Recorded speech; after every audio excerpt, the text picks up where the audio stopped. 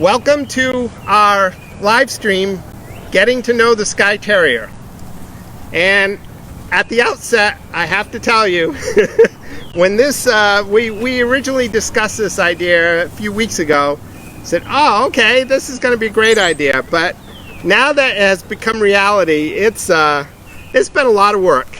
Outside of camera range here are and behind the camera, doing yeoman's job here today, is Antonelle's husband, Frank. And we can't thank Frank enough for all that he's doing for us.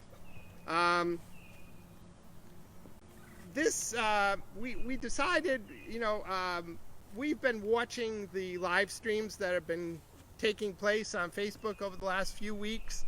And we thought, well, we have a number of dogs here at our house.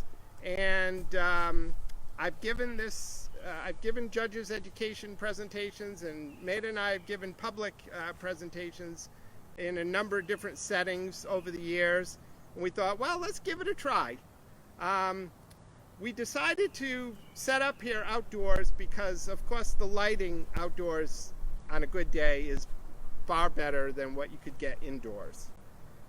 What I'm hoping this will be today is sort of a combination of an old-fashioned kennel visit and a little bit of a judge's education, breeder education, but really it's not going to be in depth the way it would be, when you go to an official AKC Skye Terrier Club participating event.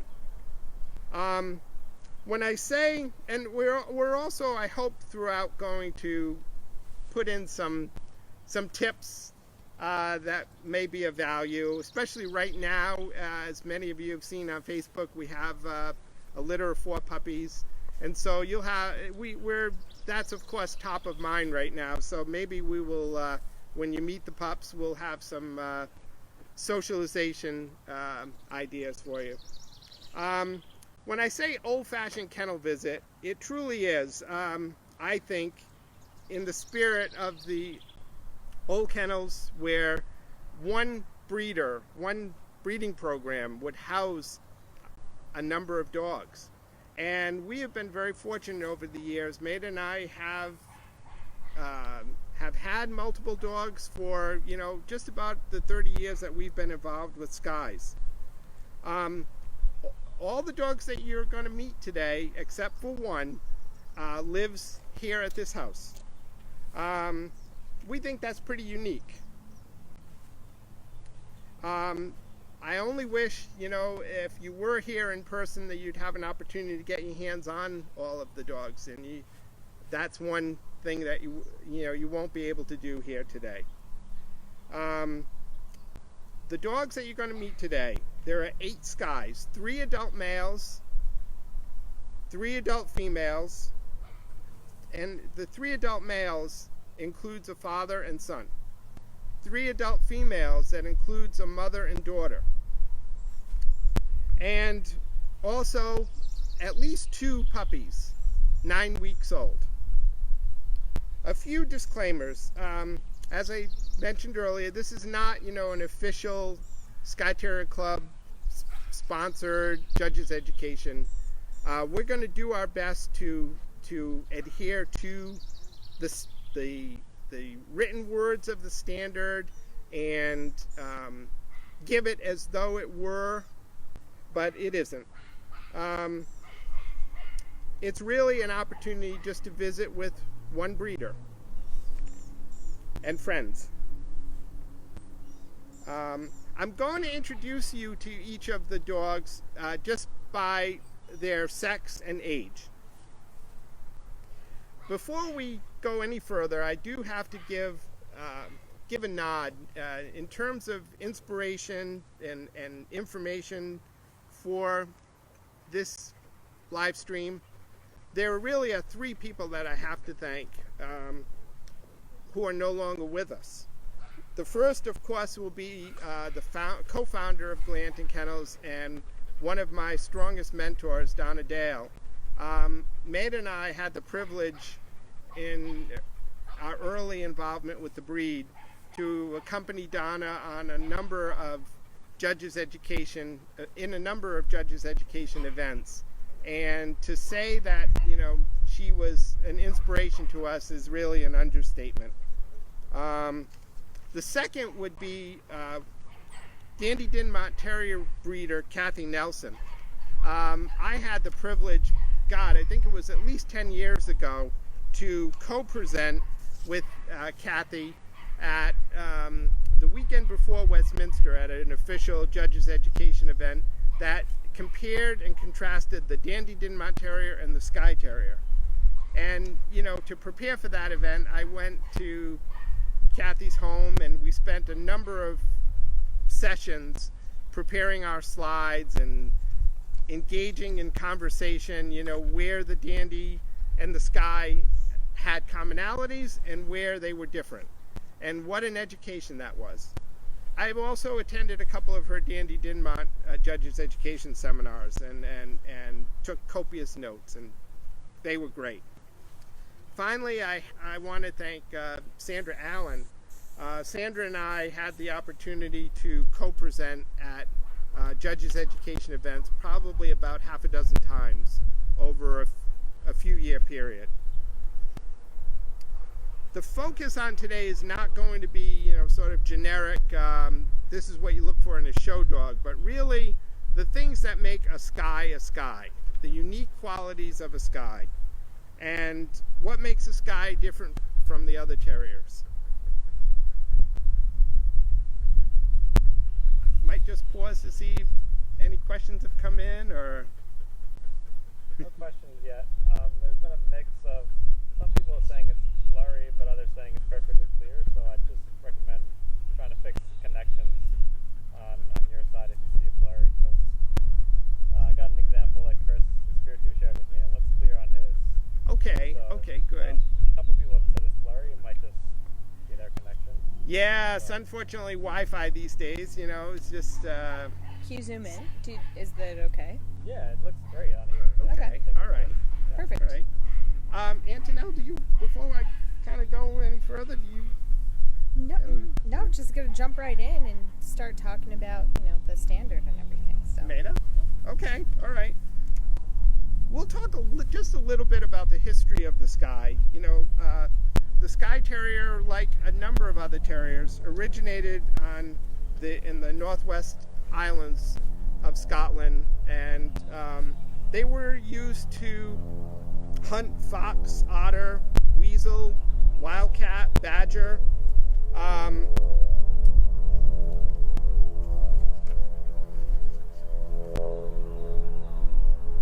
Basically, the landowners very often would use the Skye to either keep the vermin away from the sheep, or they were wreaking havoc with the crops, or they were causing problems with the fish in the streams. So the Skye was sort of an all-purpose vermin dog in that regard. And most of you, a lot of you who are attending, I'm sure, are very familiar with the topography on the Isle of Skye and the coast of Scotland. It's rugged, it's rocky. So the Skye is a digger and a squeezer. Some of it's, and when I say that, I mean that some of the work that it did was underground and some was among the rocks. But clearly a working terrier, and under this glamorous coat is a working terrier. There's no question about that. You know, the standards that, as they evolved, they started, you know, around the mid-1800s. And so when the standards for the terriers were developed, you know, there are certain qualities that make a working terrier appropriate and useful. And some of those, you know, would include like waterproof double coat, correct size, not too big but not too small, tough, intelligent, willing to pursue prey, power and strength. In the Skye standard, you know, there are at least 10 references to strength in the Skye standard. a punishing jaw, heavy bone, strong neck, flexible body for turning. You know, the last thing you'd want is to have the Skye get stuck underground. Moderate angulation with good hips so that it could back out of the hole, and shorter legs and good feet. A hallmark feature of the Skye Terrier is its dwarfism. The Skye is an achondroplastic breed. That is, the long bones stop growing prematurely. So, and you can see clearly the dwarfism in action. The long bones of the legs are shorter, but there's a full-size trunk and a strong head. One misconception that we often hear at the shows is that because they're dwarfs, they may not be as sound as some of our sporting breeds, hound breeds, etc. And that really is not true.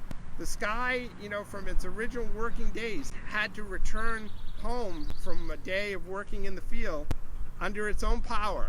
And anybody who has seen a Skye run around their yard will know that they are absolutely not in any way less sound or less capable than a long-legged, a non-dwarf breed. Now I think what we'll do is go through the standard. And right now we have, you know, an 8-year-old male on the table and a 4-year-old female on the table. They'll also come back a little later. We're going to go through each of the 8 dogs and just kind of talk about them. But let's just go through the standard in sort of the order in which it appears. I have here with me the Skye Terrier Illustrated Standard booklet. This was created by the Skye Terrier Club of America. The artist is Kathy Nelson, who I referred to earlier.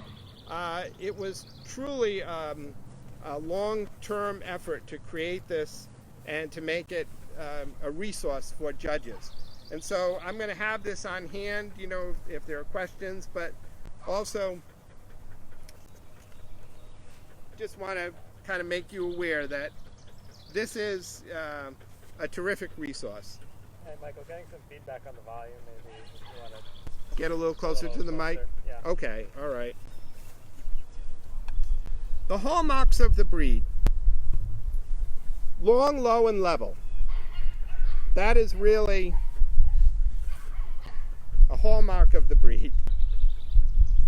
Strength, as I mentioned earlier, strength everywhere.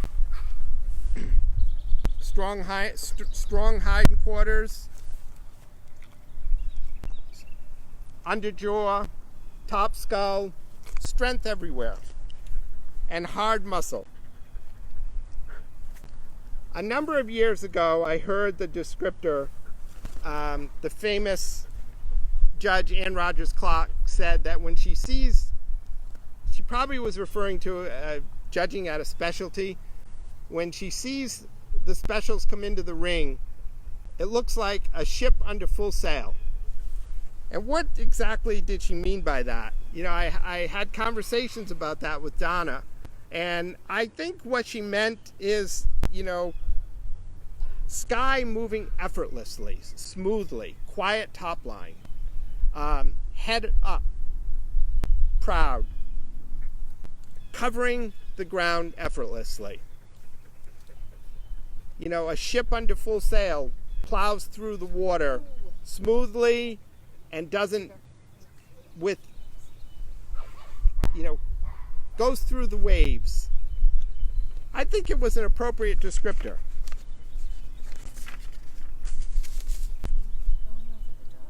Yep. Do we want to go through individual dogs? Okay, all right. Okay.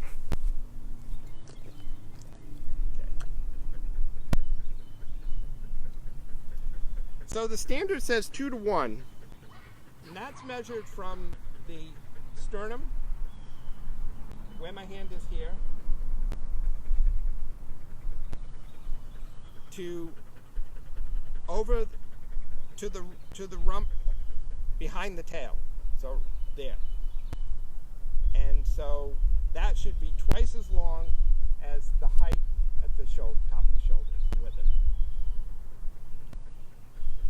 Can a Skye be more than 2 to 1? Yes. More than 2 to 1 is acceptable as long as it does not,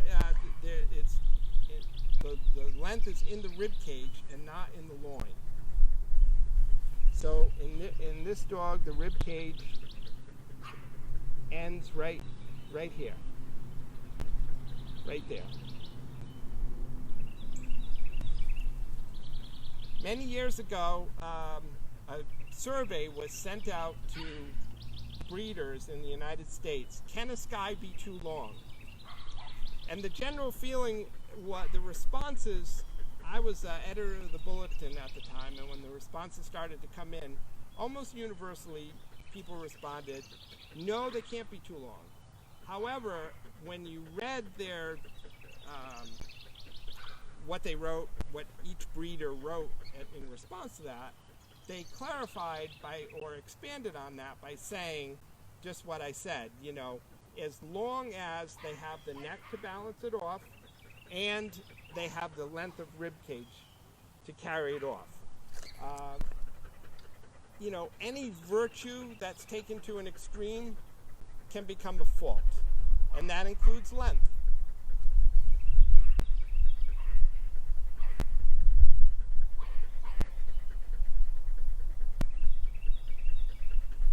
The head of a Skye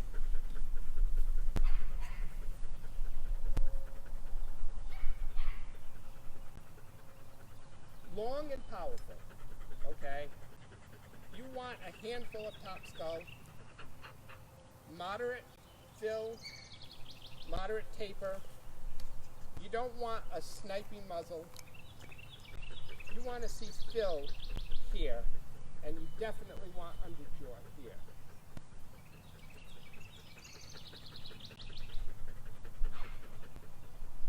There are 2 varieties of ear sets, the prick ear and the drop ear.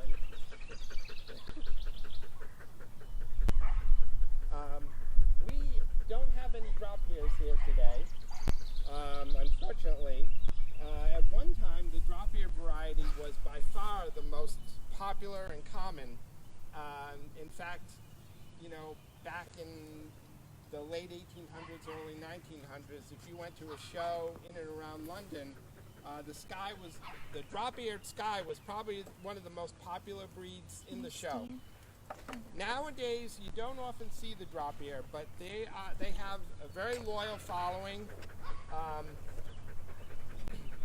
I don't have any live examples of drops to show you, but they are out there being shown at shows. So if you have an opportunity to meet a drop-ear Skye, definitely take advantage of it. A correct prick ear, if you were to hold the Skye's head against a clock, 10 of 2 is the optimal ear set.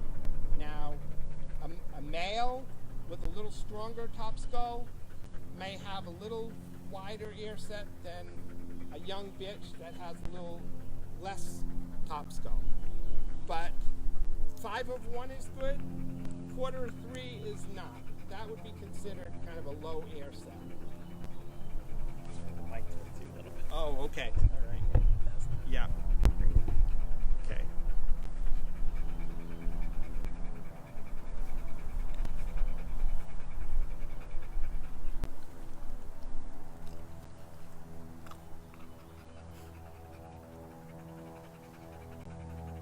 Want to just use Dexter as the...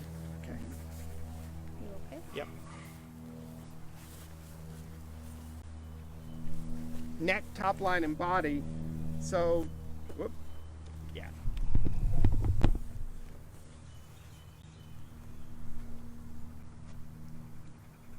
as I said earlier, the neck is long and gracefully arched.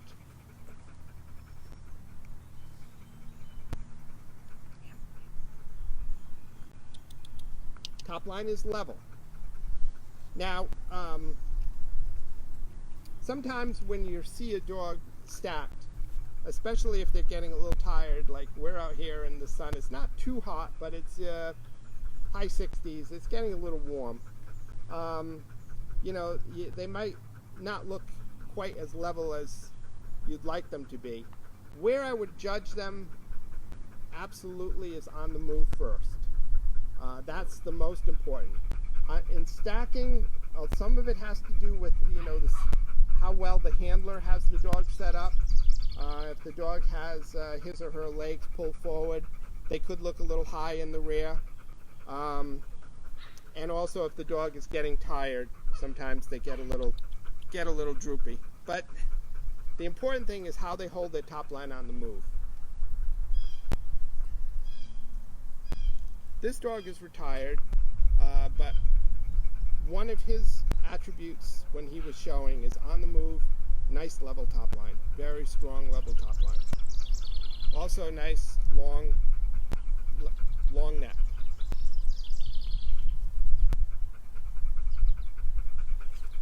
Forequarters.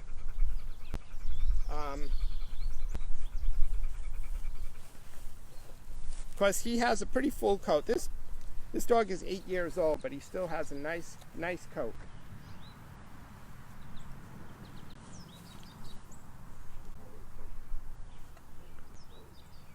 The forelegs wrap around the chest. However, you don't want too much curvature there. So again, this is one of the challenges of a dwarf breed is, you know, any of the attributes that you're looking for taken to an extreme can become a fault. And that would include, you know, the short, strong legs. You want tightly fitting elbows, and you want good layback of shoulder, equal bone segments, the shoulder blade to the upper arm.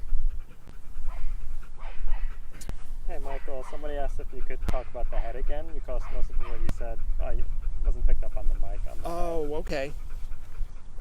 Okay, let's see, what do I say? Because of the working heritage of the Skye, you know, you want a good strong head without being coarse. So you want a handful of top skull, moderate taper of the muzzle. You don't want a snipey muzzle.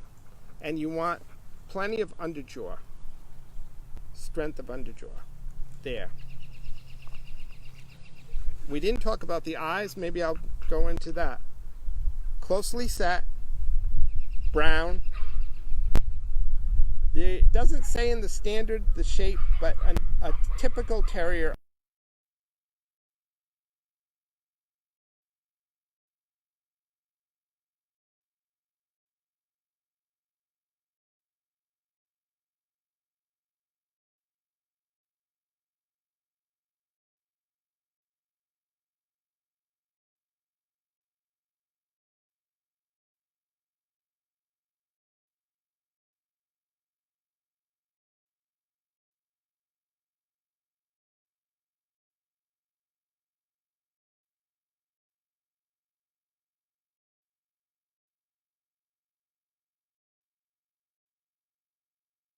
And get another one here on the table.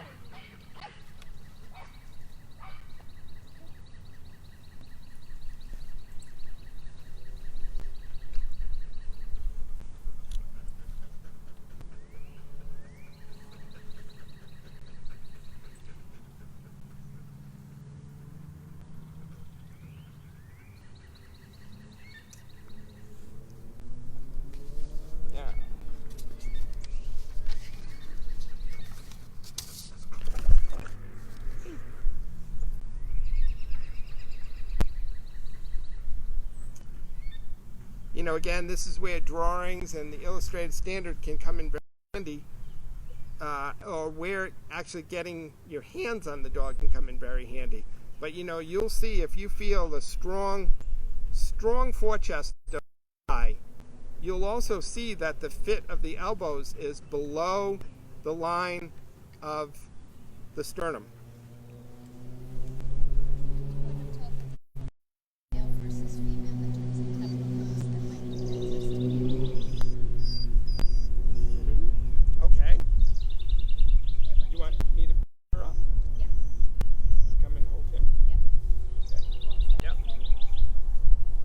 Hi, sweetie. Almost ready for the next boy. Okay.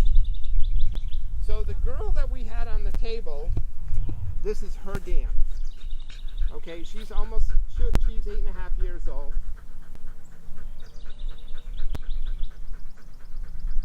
And she's the mother of the one that was just in this spot earlier.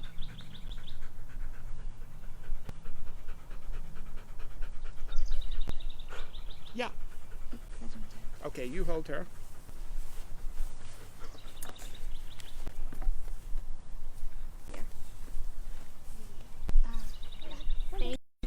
Thanks very much. Okay, so we talk about her.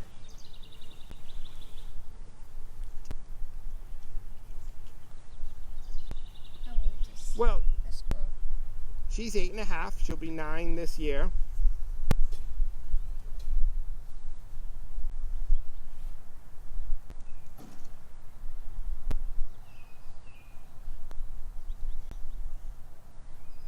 Also, we didn't specifically talk about, we won't say what each dog has accomplished, but I think it's good to know that 2 of the dogs that you'll be looking at today are all breed best in show winners. One is a multiple all breed best in show winner. All but one are champions now. And 4 of them are grand champions. One is a silver grand champion, one's a bronze grand champion. So Who's that? this is mother of Poppy. Mother Puppy. Yeah. And how old is she? She's 8.5. She's 8.5. Yeah. Yeah. Okay. This is a male. He's 3, a little over. little over 3. Yeah, it was 3 in February. You want to hold him? Okay.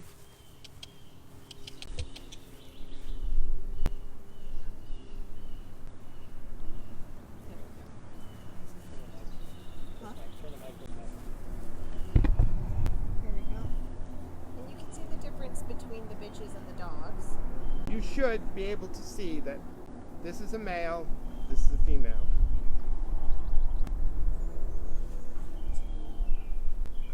And both of these dogs have, in my estimation, plenty of strength throughout, but neither of them are overdone. They're both nicely balanced and moderate size, not overdone in any way. But you will look at this male and the female, and you can see the difference between them.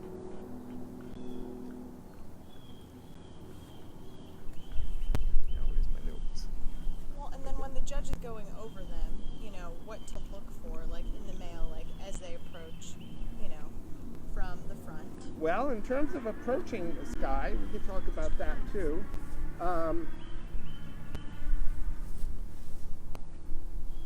Okay, yeah, she'll probably stay. You want to come closer, Brink? When, if you have, What you want to measure? when the dogs come into the ring, of course, the first thing I would do is take them around first. Then when the dog is up on the table and you approach the Skye, it's always a good idea to come, your first point of contact should be under their jaw. Not to come down quickly on them, because you could startle them. Now a skilled handler will move the coat out of at least one of the eyes. just to make sure that they don't get startled. You know, a fully coated special is going to have a pretty heavy fall over the eyes. But if you come up and, you know, greet the handler, good morning, good afternoon, and then come from below, then you can look at the bite. And we didn't talk about bite, but the bite is scissor or level. This is a good scissor bite, good dentition, full dentition. In the eyes, you want to show. Yeah, we did that. We'll do that again.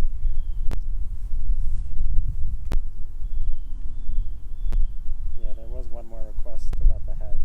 The head, okay.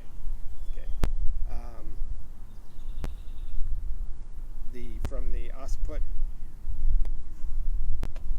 there and there should be equal and parallel head flanks with a slight stop. Slight stop. You know, you want a nice handful of top skull. And you can see this dog has a very, very attractive head. It's got plenty of underjaw. But there's a lot of power in the head and in the bite. They were bred to kill with their mouths, so that is very important in a Skye Terrier. You want a good punishing jaw, good dentition, scissor or level bite.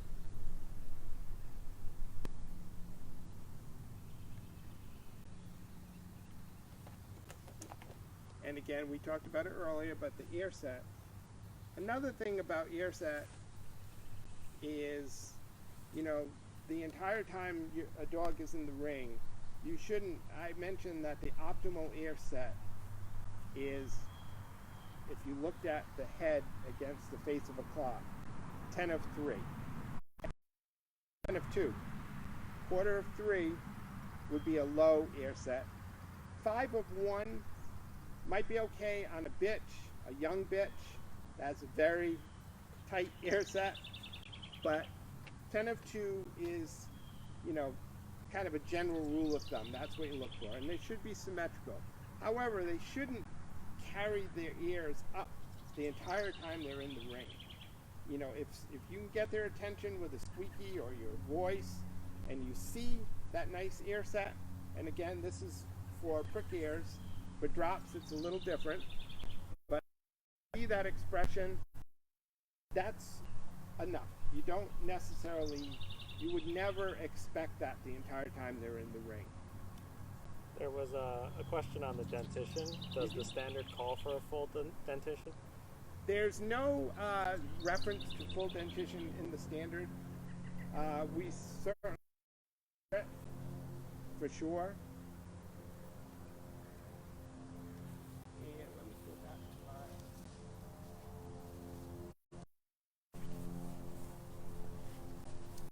What it says regarding teeth. Okay?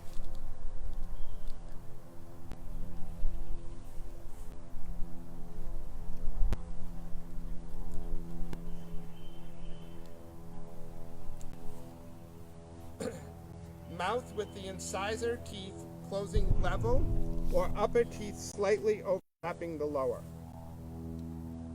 Powerful and absolute true jaws. Okay, that's the words of the standard. Eyes are brown, preferably dark brown. We talked about that. Close set. A light with life and intelligence. One question was, at what age can you tell if they'll be prickier or droppier? Usually by the time they're about 4 or 5 months old. Sometimes it even, you know, you might even, if you have a dog that has a larger ear leather, we've had a couple of dogs over the years that it really did, it was closer to 6 months when we finally knew, not necessarily, maybe I shouldn't say we knew a prick or drop, but we knew exactly what we had in terms of, you know, quality of ear set, you know. So, but I would say by about 4 months old, you should know. Next question was, would missing teeth be a problem? Well, like anything else, you know, it's not optimal, but you have to weigh it. It's not a disqualification, and there's nothing in the standard that they have to have it. But clearly, based on their working heritage, you want to see a full dentition. But if they're missing, then you have to weigh it against the other considerations. You know, in terms of breeding decisions, you know, would you use a dog that's missing teeth? Possibly. You have to that's when you have to kind of know what's in your pedigree.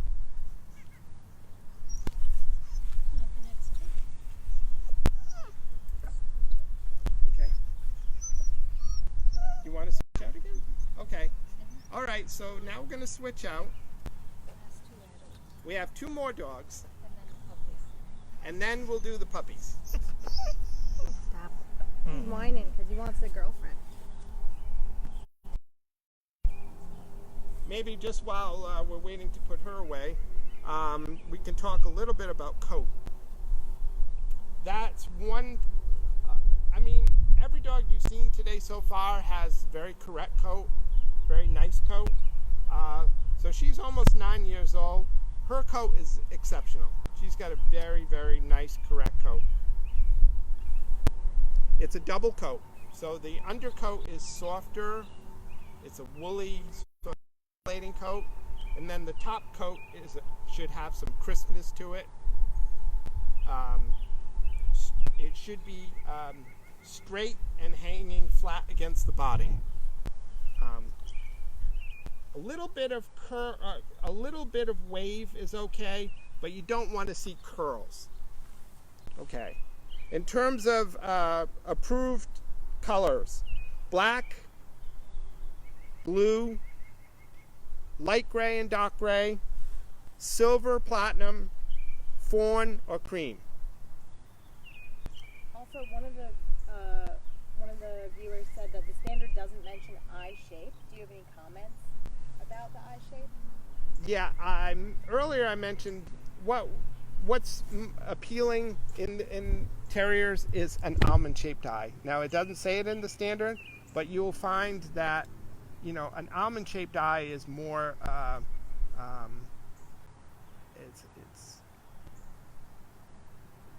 I know we're talking aesthetics here, but it's important, and not too big, and an almond shape, closely set.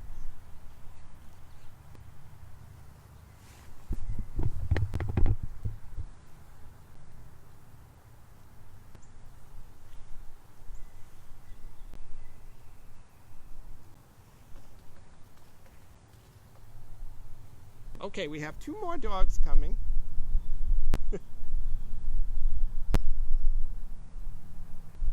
I don't know how you're finding this. I'm finding it's slightly organized chaos, but People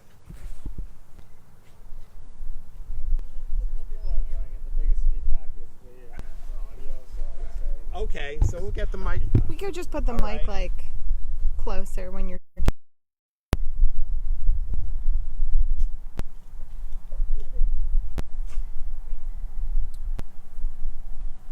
question that just came in was the standard says ideal height is 10 inches at shoulder. Aren't many Skies bigger than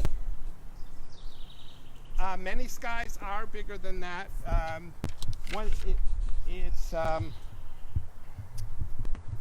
I think it's up to each breeder when they're making their breeding decisions to determine, you know, when is how much over is too much. I much prefer a more moderate sized dog. I don't like an oversized larger. But on the other hand, with our very, very, very small gene pool, there may be a role for the bigger dogs in somebody's breeding program.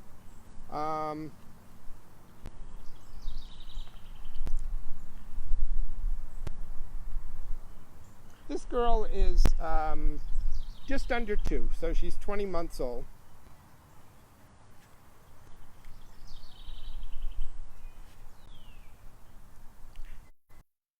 Again, qualities that are important to us. I want a dog that's balanced overall. You know, it has nice reach of neck, as called for in the standard, is a good mover. I mean, this girl is feminine, but you can, if you got your hands on her, you'd see she's got strength everywhere. She's got beautiful, wide hindquarters, good strength hindquarters, nice muscle. And for her age. How old are they again? She's 20 months old. He's 20 months old. So they're litter mates. They're litter mates. And you can see here that they have different types of coat too. Besides the color, just the texture also. So he is a coat machine. He Yes. has a very, very profuse undercoat. Question that just came in it was about the tail set and Gaiting. Okay. Great. Good questions. Oh, this is good. And I hope we'll have a chance to gate at least 2 of them. So the tail cap set should be prolongation of the back line, I think is the exact words. So a setter tail is optimal. She's not liking me touching her. Setter tail, if you have, you know, a group of males in the ring, you might get a tail carriage up about here. Curled over the back is not. That's unappealing. That's called a gay tail. Optimally, what's very pleasing to everyone in Skye's, when they see a ring of Skye's going around and you see a nice setter tail carriage, that's a sight to behold. Little higher, okay. Even that, maybe. That's about it. And this is BB, right? Yeah, this is BB, and that's Albert. And there's 20 months also, old. and there are some other tails too that have more of like a curve to them, which is not desirable, but we do see it. Kind of reminds like of a Briard tail sometimes you see. So there's a lot of variation. Yeah. As Antonell said, you know, in the ring these days, I've seen a fair number of dead tails, which is not appealing either. One person had asked what kind of disqualifications. Okay, there's only one disqualification. But I'm going to. Where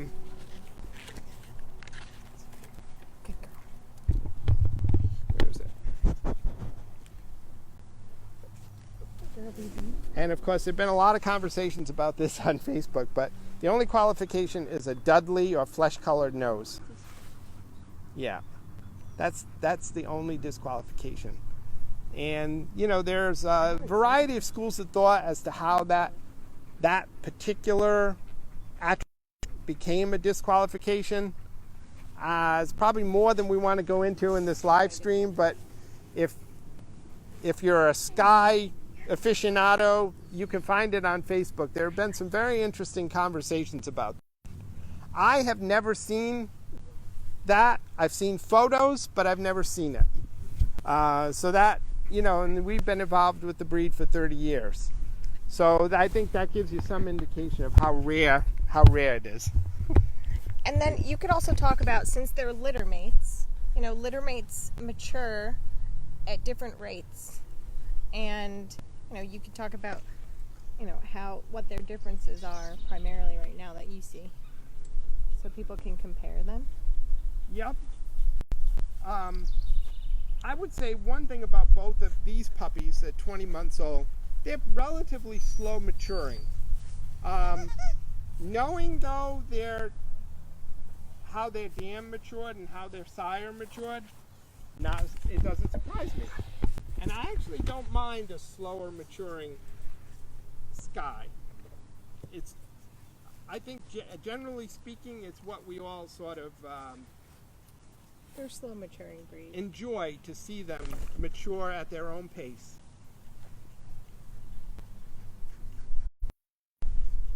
You know, she's got nice body now, but you can see that she's got some maturing to do. For him, you know, I think part of his maturation has been partly physical and some mental. So the maturation process is both of those things. And I think, you know, in sort of venturing into the area of tips, one thing that's important to me is to try not to ask for too much too soon. So let them go at their own pace in terms of, you know, if they're slower to acclimate to different situations, whether it be in the show ring or outside of the show ring, you know, don't ask for too much. Respect them for what they are.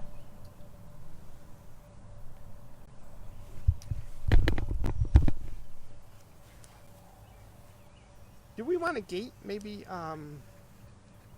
Archer and one other? Sure. Yeah.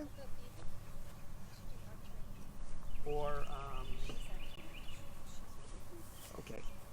Maybe what we'll do now is just gate a couple dogs, And then the puppies. and then you can meet the puppies, or at least 2 of the puppies. We need about 6 more helpers.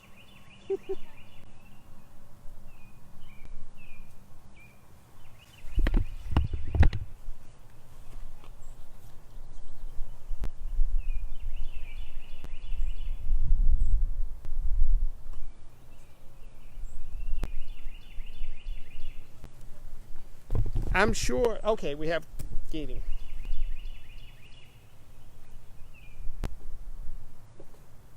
So maybe take them around like in a big circle together, and then we'll do one at a time out and back.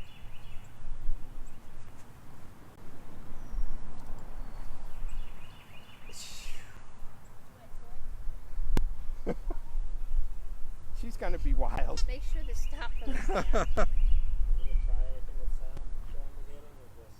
No, just showing the movement. You don't need Oh, okay, yeah. So thank you, Frank. The gating segment. Well, I'm going to be moving away from the mic, so you're not going to hear any. Unless maybe you want to say something while we're gating. No. If we should take them around one at a time. Or together? You can Well, do because I think she's going to be wild. Okay. Do you want him to go first? Yeah. Okay. Yeah. Come on, Bunny. Come on. Shh. Hey. Hey.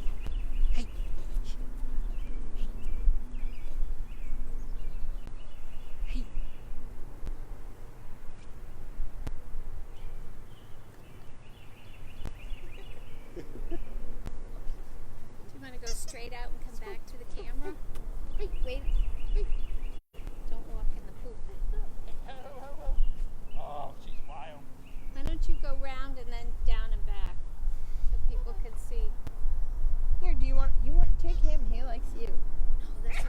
I'm having trouble walking. Oh. My back is giving me grief.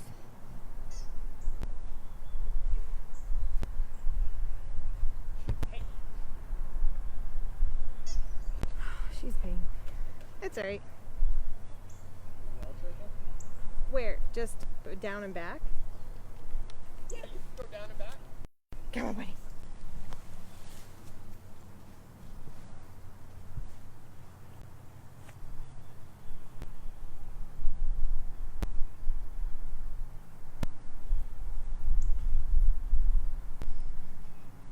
So when you're watching them move, you want to see the pads on their back legs, but also you just have to pay attention to their tail carriage and how well they carry their top line, you know, on the go around and down and back. How well they hold themselves together. Okay, we'll try her. I don't... Only Michael can. Oh!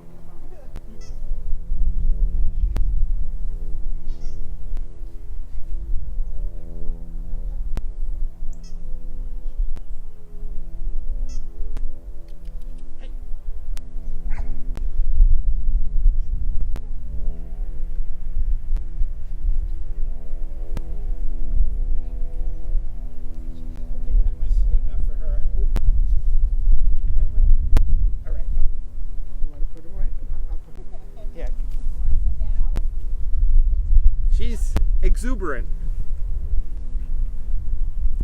While we're getting a couple of pups, Yeah. Do you want we'll go over some books. Now, if you're a longtime Skye person, you have all of these and many more. I didn't bring Anna Catherine Nicholas's book, but this is the book. I wanted to show you this book because this is the book that really introduced us to the Skye.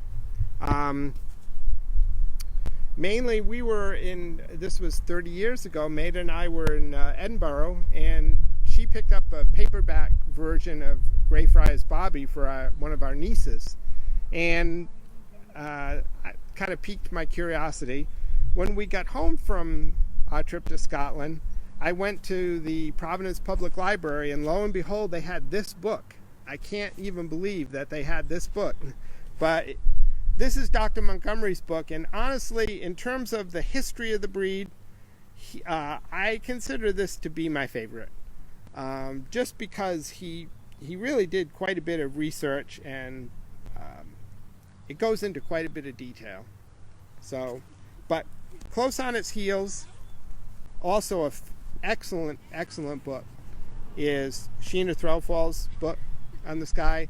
This was done not too long ago, in Skye years, this was done maybe 20 years ago. But Sheena lives on Skye and is a real breed authority.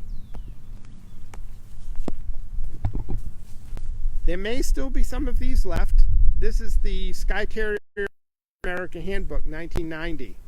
If you can get a copy of this, it's well worth it. It's got articles by prominent breeders and a lot of photos and quite a bit of the history of the breed in this handbook. And then this is a relatively new publication also. I really like this book for someone new to Skyes. This is Judith Tabler Cook's book, Skye Terrier. I also like it because there's a Glanton dog on the cover, BG. And if Roxanne's watching, there he is. I hope she's watching. I could have brought down a lot more, but I just kind of picked out two that this book, I got this book, probably about at least 20 years ago. Richard Beauchamp's book, Mastering the Mysteries of Breed Type. It's a really good book. Breed type is so important in all of our breeds. Breed type is what distinguishes our breeds from another breed. And in my orientation is very much towards Skyes. When I see breed type, strong breed type in a Skye, it takes my breath away. This is a well worth reading. And then just as a general resource, Canine Terminology, Harold Spira. This is a good book. It's not very big, but whenever questions come up, it's a wonderful resource. Do you want to talk a little bit about what we use to groom, and then you can share the puppies? All right. We have all this stuff out. You're going to talk about this one? Oh, yeah. When I'm posted on Facebook a few months ago, most of the heavy lifting of my grooming is done after a bath. Did 8 dogs this morning, plus puppies. This is a wonderful brush for drying. I wouldn't necessarily use it for like show grooming because it has very stiff, thick teeth, but for drying and with a relatively light wrist, this will separate the coat so that the air gets in. I'm also a big fan of this comb because again it has nice strong teeth, and if I get to a mat I just find this is a good strong comb. I like this comb for other things, for finishing. This is a greyhound comb. I like it a lot, but when I'm trying out some of the undercoat mats, I want to have a nice strong teeth. So this comb, this is the it's made in England. I put the link, Aranco honeycomb. I put the link on Facebook a couple months ago. Then there are these. Donna was a big fan of this. I don't know. Maida likes it. I hate it. It has rotating teeth. Donna was always on the prowl for the next great grooming instrument. So she was good at identifying. It's good. It's not bad. But if you get to the mats, it's not so good. This is better. I mean, this is maybe better for finishing. It has rotating teeth. Okay. For getting out stubborn mats, like especially around the front legs and the chest, sometimes I find this to be helpful. I use this pretty sparingly, never on a show dog, but for maintenance grooming, sometimes you have to pull this out. This is similar. It's the mat splitter.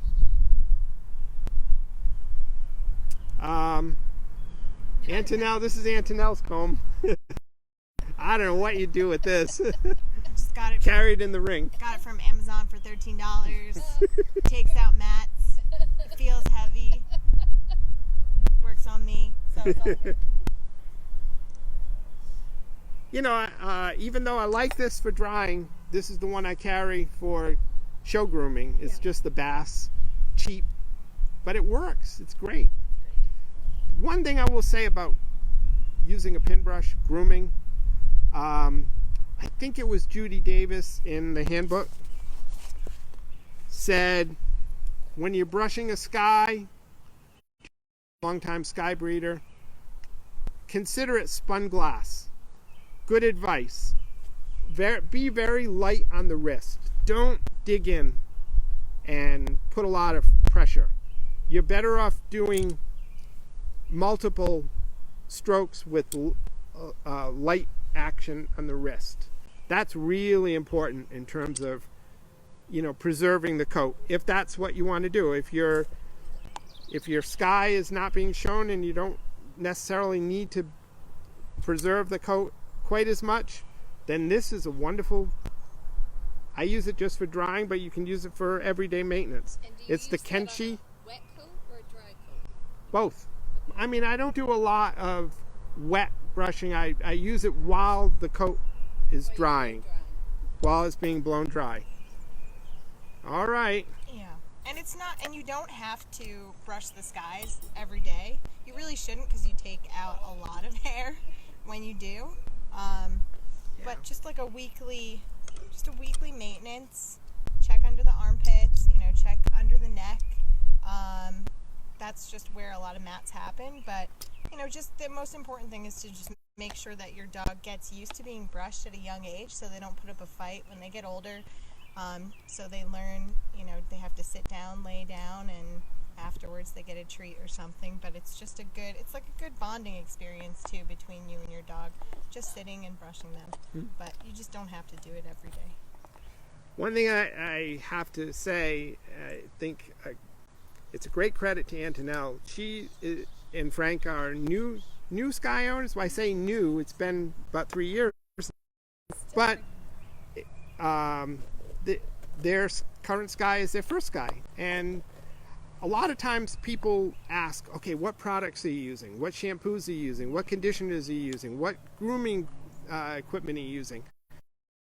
I think if the Skye has a decent coat, you know, a Skye with a heavy undercoat is a little bit more maintenance, but a Skye with just a decent coat, it's more just keeping up a regular routine. It's about the product, it's not about the grooming implement, it's more just a regular routine. You just brought up that a lot of new people often ask, how often do you wash them? So on average, it's probably about 10 to 14 days, every 10 to 14 days. Unless it's raining, then or it's gross outside, and you don't want your floors to be gross. But yeah, we go like 10 days or so. Sometimes I won't give them a full bath, like I'll just bathe the undercarriage and the rear. You just want to make sure that they're clean, because if they're not clean, they'll lick themselves or scratch, and they're so low to the ground that you just want to just stay on top of it. So, you know, it is a decent amount of work if you're used to not bathing your dog that much. And as they get older, blow drying them and brushing them takes a lot longer, but you know, it's really not that bad if you're willing to put the time in. And the other thing, it almost goes without saying, you know, if you let it go, you know, a month or more, and then you have to go in there and you have to remove a month's worth of undercoat, you're going to have a Skye that's going to get pretty tired of it quickly, and it becomes, you know, an unpleasant experience for them. Whereas if you're keeping a regular schedule of every 10 days, 14 days, then you can do everything, you know, like I did on every dog here. It was an hour or less. Bathing, blowing them dry, and grooming them. About an hour. A question that came up was, Yep. in assessing your breed, what do you feel is an attribute one does rarely see and should be rewarded when in the ring? Whew, that's a good question. What did you say? Well, I don't know about really see, but what should be rewarded in the Skye, I think, is a good front. That was something that our mentor, Donna Dale, placed a very high priority on, and it's the foundation of the dog. You know, in terms of structural soundness, which ties into breed type. If the dog doesn't have a good front, man, you're not going to be able to do too much. It's not going to be able to do its original work, and in terms of showing, it shouldn't, you know, it shouldn't be rewarded. So a good front. Maida, do you have? Yeah. And I mean, in terms of rarely seen, fortunately, you know, I think depending on the day, when you talk to people, you might find people feeling kind of pessimistic about the state of Skyes and purebred dogs in general. But there is quality out there to be found. I don't think it's quite as dire, but it is a concern only in that what we're seeing now, here's something that I'd say is a concern, is that, you know, when we first started in Skyes, there were a dozen or more very prominent breeders who had lines. They had distinct families of Skyes. We're seeing that less and less now in all breeds. And so, yeah, that would be a concern. But in terms of breed attributes, I'm not sure I can answer that. Yeah. Now's the best part. The puppies. So these are two 9-week-old littermate sisters out of Archer. And you can see that at 9 weeks, this puppy already has her ears up pretty solidly, you know. They'll only get stronger in the coming weeks. And that one's, you know, we're just waiting for the ears to come up on that one. But you also, you know, if a dog needs a little extra help, you can see that their ears are coming up and you just want to help the cartilage get a little bit stronger. You glue their ears for 2 weeks. Well, what we're probably going to do as the next step on her, maybe not on her, is we'll do a little shave a little of the coat off the ear. Believe it or not, sometimes that gives the ear a little more lift.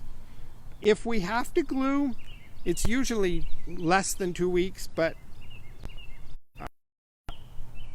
we use a fabric glue, and basically you just put a little glue on the coat at the forward part of the ear, on the forward part of one of the ears.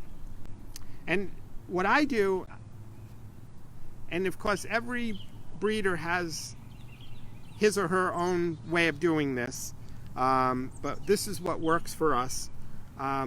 What I'll do is I'll do a little practicing it's practicing both for the puppy and for me, bringing the ears together before I grab the glue. Then once I feel comfortable, I'll put a little glue on the coat at the forward part of the ear, bring it up to about the center of the skull, and then bring the other ear up to meet it. Just being fussy. Okay. And so I'm just gluing coat to coat at around the midpoint of the ear, like that. Yeah. Talk about the color. Because this cartilage, you know, is very soft at this age. Talk about the color on the puppies. Yeah. Color. Everyone always asks, what color are the puppies going to be? What color do you have? And it's really hard because they change colors so much. Even when, you know, Archer was little, he was a lot darker. We originally thought that 2 of these puppies were going to be more gray, but they actually are lightening up a lot. You can see underneath this is even more cream, so Yeah. I feel like all the sisters are going to be a little more on the light side. I think so. Yeah. So do you want to show how they look on the stack? They've never been stacked at all. This is... Sue asked, what are you doing for socialization in the current climate? Okay, that's an awesome question. Yes, and I had that on my list to talk about. Yes. So socialization is happening here at home. It's been ongoing. If you've followed our photos, mostly Maida's photos that I've posted on Facebook, you know, a lot of holding of the puppies, a lot of turning them over on their back, touching their feet, blowing on them. Maida hat, you know, wore her hat and eyeglasses yesterday or day before yesterday. Mainly a lot of time with them, you know, dedicating time each day, holding them, getting on the ground. Also, you know, sitting in the pen on the ground with them is really the only way you can start to assess what you have. You got to get down on the ground with them. There's no way you can assess them from standing position. Now they've had their first round of vaccinations. We're starting to talk about what we're going to do for. Normally what we would do is about here is an outdoor shopping mall where on a weekend day like today we could go up there and it's teeming with people with their bags and kids and everything, and we just sort of hang out there. It's Maida finds it a little exhausting because, you know, you're responding to the same question over and over again, but for the puppies there's nothing better. What we may have to do now, I'm assuming now businesses are going to be opening fairly soon, but people will want to keep their distance. So there's a lot of loud noises here, like just having them outside in the front yard. You hear motorcycles, cars, you know, there's a lot of birds. It's just a lot lawnmowers. So a lot of unfamiliar noises, and they do get spooked a little bit, but they're going to get used to it as they get older. So yeah, and what we sometimes do is, in addition to outdoor mall, we go to like a Target or Walmart and just stand in front there as the people are coming in and out of the doors. You know, they might want to visit with the puppies. We try to stay away from like the marts or, you know, any place where there's going to be other dogs. You know, Lowe's, Home Depot, often okay. The only thing there, I would say, with the young pup, be very careful because people are very often walking through those big stores and they're not looking down, so you don't get your puppy hurt. Judith asked for you to discuss growth plates and roughhousing and grunting. oh yeah, Good question. that's something I had to learn about too. So up until they're about a year old, but especially at this age, from this point forward, you want to be very careful that they don't jump off furniture, jump out of your arms. You know, if you're sitting in a chair or on the sofa with your pup, make sure that, because those growth plates haven't closed. There's a photo on Facebook that should be in every new Skye owner's puppy pack, because it shows the gap there before those growth plates close. If a dog, young dog sustains an injury like that, like jumping out of your arms or jumping onto the floor or even going downstairs repeatedly, can do damage to the growth plate, and that can result in limping. So being careful. They're not fragile in many respects, but on the other hand, there's certain responsibilities when you have a younger pup. Someone asked, do you evaluate at 8 weeks like most of us like to do? It's a slow maturing breed. We do, but where I would speak for Maida here too. I'm glad we don't have to make the decision at 8 weeks, because I like to see teeth coming in. I like to see the ears up. Just the extra time is of value to us. So usually our pups stay here for at least another 4 weeks beyond the 8 week point. They don't go home until 4 months. And usually it's closer to 4 months before they go to their new homes. It might have been mentioned before, but would you describe the importance of foot type in the breed? Well, Barefoot. well, one thing, there's an old judge who's a wonderful man, wonderful author, Seymour Weiss. Whenever you saw him at a show, he's not judging anymore, great guy, he would remind me that the Skye and the Bedlington, and I think it's just those two, have what's called a hair foot, and he would check for it. Not really thinking that he wasn't going to find it, but just sort of probing to see if the owner knew the standard well. And so the foot type on a Skye, the front feet are hare feet. The middle two toes are longer than the boundary toes. It's hair like rabbit. Yeah, totally. Yeah, like a rabbit. There's a request for the 4th puppy to make an appearance. Okay, she just woke up, so I'm gonna go get her. Well, do you want to talk about like what you like in the puppies right now at this stage? What you can notice that will set them a little bit apart from each other? Well, I didn't want to make my assessment because I was going to have a little later today let Antonelle grade the litter. He's gonna quiz me on it. Yeah. But they look very similar. You know, it's hard to tell them apart when you first look at their different ears. I think generally, yeah. I think it's a very even litter, which is what you strive for.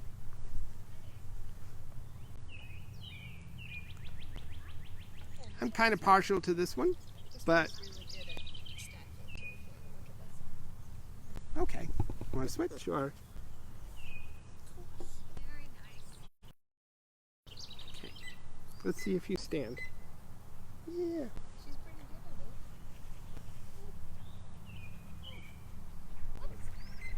good at it. Oh my. It's the first time. Good job. She's ready.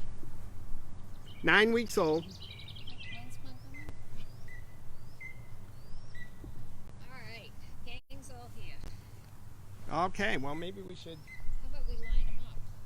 Of course, they're puppies, so let's see how this goes. Get a cute shot of the noses. You hold them, I'll see if I can make it. You can make a noise, right? Ibba-dibba-dibba, ibba-dibba-dibba-doo, ibba-dibba-doo. Now they know my photo sequence. See if Any I. other questions come in? I know we're over. So.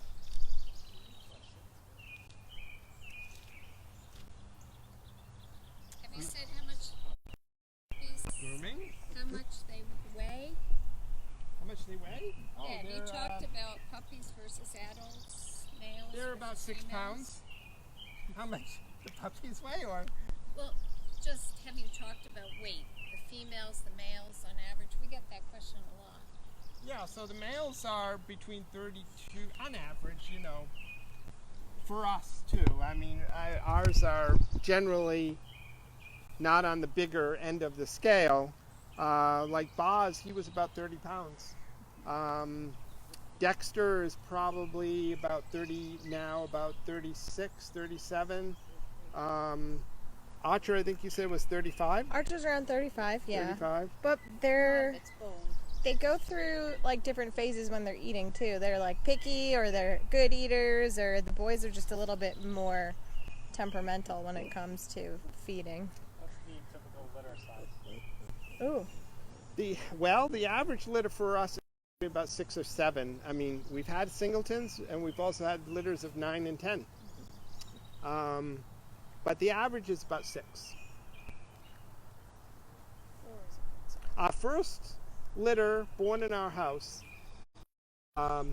December after Donna passed away, was a litter of 10. And I remember Kathy Nelson saying, be prepared, you're going to have to hand feed them. And we didn't. We didn't. We did spend a lot of time switching them off. So we had 5 dogs and 5 bitches. So it was very easy. We just kept switching them off, so everybody had plenty of time at the bar. And they all made it. Yeah, and they all made it. One of the pups from that litter went to Denmark and is the grandfather of Dexter. I think this was covered earlier, but someone asked, what should the bite be, and do they have to live? The bite should be scissor or level. And so what does that mean? Can you hold that?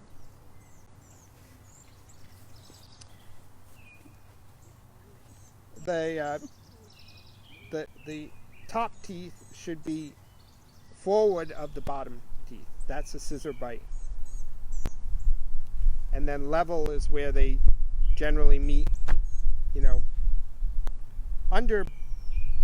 undershot is, although it's not a disqualification, it's not what you look for in a terrier, or at least in our breed.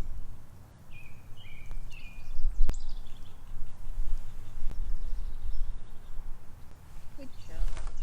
Nice job, Well, girls. This has been fun. What you look for, like the length of their neck, to see what they go At what age did the ears pop up? haha. Well, hers she's started coming up precocious. about a week ago, Yeah. but she's ahead of schedule for us. Ours usually don't come up this early, and they're still, as the cartilage is getting stronger, they're coming up more and more. For us, it's, God, I think on average it's probably closer to 12 weeks,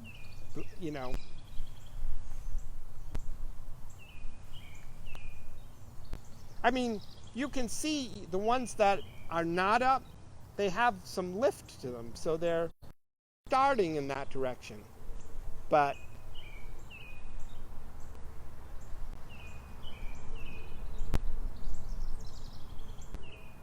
well, I think we'll Well, wrap thank it you. up. Well, I thank you. I hope this was informative. It was a lot of fun, a lot of work. Thank you, but Frank. Sunburn. it was kind of fun to stand out in the sun and Sunburn talk Skye Terriers this afternoon. Now we're gonna go play with the puppies. I hope everybody stays healthy, and hopefully, we're on the other side of this, and so we can start returning to shows and seeing each other in person again. I know these Facebook live streams of different breeds and breeders have been very, very entertaining and informative, but there's still nothing quite like taking up a conversation with your fellow breeder, either in your own breed or in another breed at the shows. So that's my plug for the continuation of dog shows. You can pick up a lot of education at the dog shows. Thank you very much for joining us. Thank you, Antonella. Thank you. Frank, Thank do you want to you, come on Frank. the camera? In the Hi. camera. Thank you, Quarantine Frank. beard. Yeah. So yeah, and if you ever see us at shows and you want to ask us questions about Skies or meet some dogs, just come on over, and we're good. So Thank you, Thank you. Antonella and Maida.